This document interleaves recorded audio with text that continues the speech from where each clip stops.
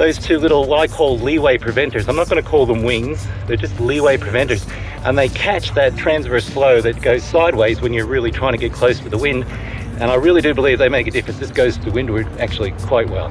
Just sit back and relax, don't worry, the world can wait, no need to hurry.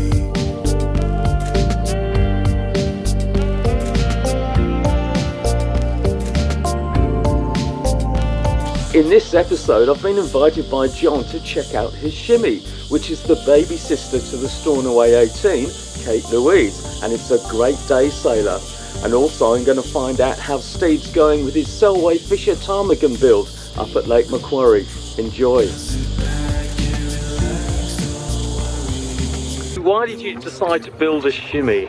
Well, we were looking for a day sailing boat. We decided we just wanted to not have to squeeze ourselves into the cabin of our trailer sailors. I just wanted to go sailing for a few hours, and so I looked around at all the day sailors, and this seemed to be the right one that we wanted. I like the idea of the shallow keel.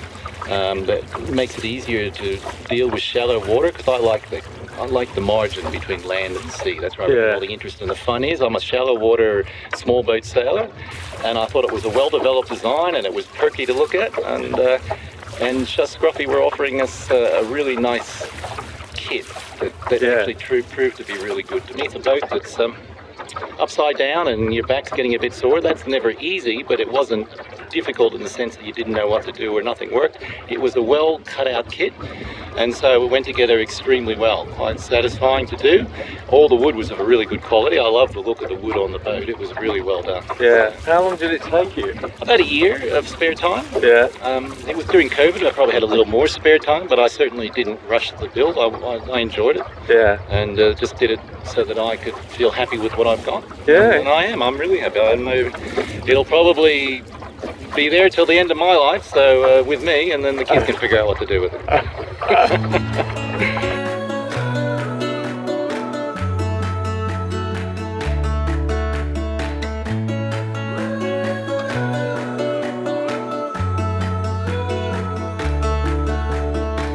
I get out amongst the wildlife on the water and enjoy the breeze, and it looks after me if we get a strong gust, as we often do with inland sailing. It's all right, I'll get that one. Very good. Sheet on here. Ready to burn. Okay. Yeah, I'm very happy with the choice to have stayed with the shimmy. I built a shimmy, and I'm going to stay with it because I get no desire to really go to anything else for my day sailing. It's that nice combination of the right paint colors and the lovely woods. I mean, there's all this spotted gum and other things in there, and so it's a really pretty thing to look at. And that's the thing when you build a wooden boat. You don't get a lot done when you're on the beach because everyone wants to come and look at it and talk about it. And there's nothing wrong with that. Really. Nothing at all. Because it's a great way to meet people. It's a great way to open up a conversation, and there's something nice about people coming and admiring something that you have, you know. So what's it like to get on and off the trailer? Very easy, very easy. I managed to buy a commercial trailer for a 12-foot boat that it went pretty much straight on. I do have a couple of trailer bunks that it rests on, skid bunks, and I just drop the back end. That makes it really easy, and the good thing about them is they're poly and they curve to match the lovely lines of the hull, so they just support the back of it, and the boat is very, very stable on the trailer. Trailer combo rig, the trailer is only 100-something kilos, and I'm sure the boat is similar, so maybe the total combo, 300 kilos, what's that in pounds? 750? You're right. So it's light. It's very light, yeah. It's not like towing bigger boats, which I've had, and it's easy. Everything's easy about it. It's easy to set up. Seriously, I think it's easy. There's probably less time setting up the sails than there is tying it down on the trailer, just getting knots and stuff right. And it comes on and off easily. The setup is good, and so when I want to come out just for an hour's sail, it's worthwhile. I liked this because this has all the traditional aspects to it, but it's got a lot of modern stuff. I've added a few things that weren't in the kit, but most of the kit things were very well laid out. I didn't really want for anything. Sure, I put roller reefing on the jib. That was my choice. But everything else is pretty much as per the design, and you get the benefits of a traditional boat and traditional look, but some modern tech in it that makes it last. And were the plans easy to follow? It had an instruction book and they were very easy to follow. The steps that you followed were good. It wasn't absolutely step by step. There were pages of reference where you could go and see what needed to be done in preparation for putting that bit in, and it was very easy to mark them up and go, okay, I'm working on this part today, Yeah. straight to that bit. And the Yeah. diagrams, the hand-drawn diagrams that were provided, I found very, very good. So they were hand-drawn that says this is what it should look like. Right. And given that they were hand-drawn, I look back and say I spent a lot of time looking at them and actually seeing what it was I was supposed to be doing.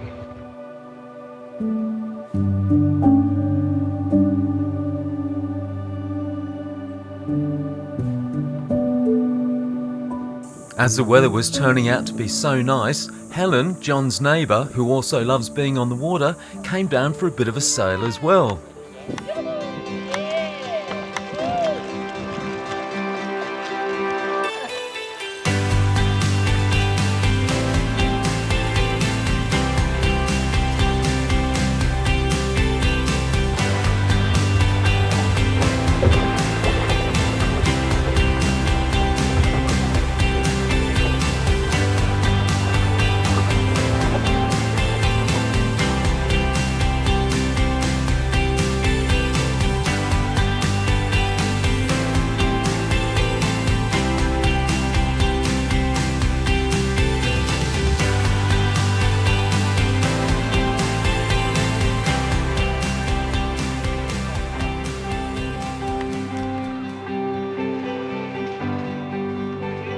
Very good. That's it. Cut. So you basically leave the sails on the boat when you're trailering it? Yes, I do. I do leave the sails on the boat when I'm trailering. You'll see how I do that, and it works quite well. I've used Derek's idea here. This beam across here, which has got mounts for supporting. Yeah. I see the yard is resting in that there. It's Yeah. just there. And this one will be pulled up along. This is the boom. Yeah. And they all are secured with a shock cord there, and I'll use lots of elastic tie downs, shock cord tie downs. Yeah. Yeah, the Rolex actually pushed the weight of the tie down of the boat is done through the Rolex. So the boat sits on the trailer, and you can see some shackles down there Yeah. on each side, and we'll do a V-shaped tie down on the trailer fore and aft. So that'll hold the boat down and prevent any fore and aft movement of the boat. I do have a cover which does go over it, but I don't always use it. It's only a short trip home for me. So when I bought this boat, there were reasons why I really wanted the shallow, long keel, but there were also concerns about the windward performance. So I got to thinking a bit like the way an ice skater's skate sticks into the ice. So when we're going close to the wind, there's always going to be some transverse flow across the bottom Yeah. of the hull. And I thought, what if I had a little something there that provided an edge Yeah. that would dig in?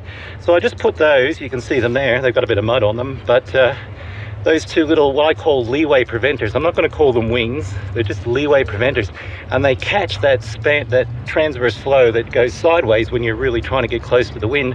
And I really do believe they make a difference. This goes to windward actually quite well. What's it like to row? Because, I mean, a lot of people will row those small dinghies. It's actually quite good. It moves very easily. So you lift this rowing seat out, you can see the cleats on it, Yeah. and it sits in an exact position there, which I measured, and I think there's an old rule of thumb, 13 inches from the Rolex to the center of your seat or something like that. Anyway, that worked well for me. I've got it in that position. Oars is stored easily under here, Yeah. and that works very well. You get them out. It tracks very straight. I have a little friction device on the tiller, so I can lock the tiller. Say if there's a bit of a crosswind blowing, I can put a little bit of offset on the tiller to help keep it straight. But I find it moves at a pretty steady sort of 2.5, 3 knots. Because the shimmy Right. is quite beamy, isn't it, for a rowboat as such? It's beamy here, Yeah. but if you look underneath, it does taper down, and particularly when you're well balanced in the middle, Yeah. it moves through the water very easily.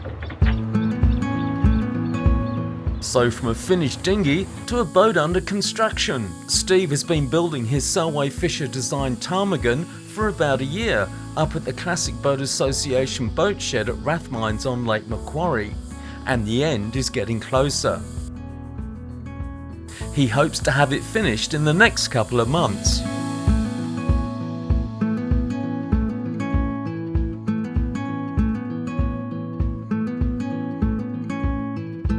Cabin sides are all on. It's all faired in. I'm working on the base for the bunk at the moment.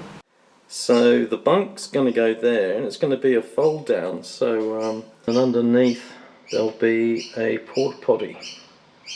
What's going on the other side, which is a bit of luxury? I'm thinking my director's chair will fit right there. Director's chair, honestly. I may as well be comfortable.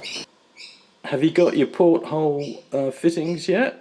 No, I'm tossing up whether to buy them or just make something. I make my own, so I can take the Lexan panel out and put a fly screen panel in.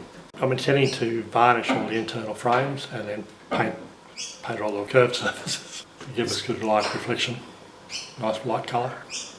The floor looks fantastic. Each half lifts up to get under it. That's for the hand pump. Hand pump. The electric pump's over in this.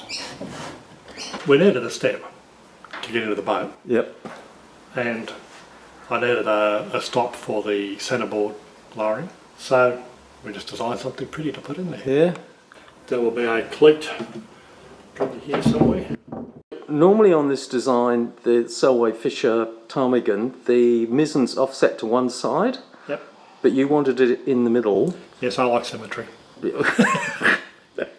So does that present issues with where the tiller's going to go? It has, because the tiller's meant to be straight over the transom and into the cockpit. Yeah. What we've done, we've had to make a post to put the tiller on. The tiller will operate from here and have horns off it as bell cranks with linkages back through the transom to a horn or a wing, if you will, across the rudder. So you'll have a push-pull. Thanks to John and Steve for showing me their boats. Thank you very much for watching Sailing Kate Louise, and I'll see you on the water somewhere next time. In fact, it'll be up at Lake Macquarie next weekend, where the Classic Boat Association has its annual Boat Fest, and I think Sydney Raid have got about 14 boats there. So come along and say hello. I'll see you then.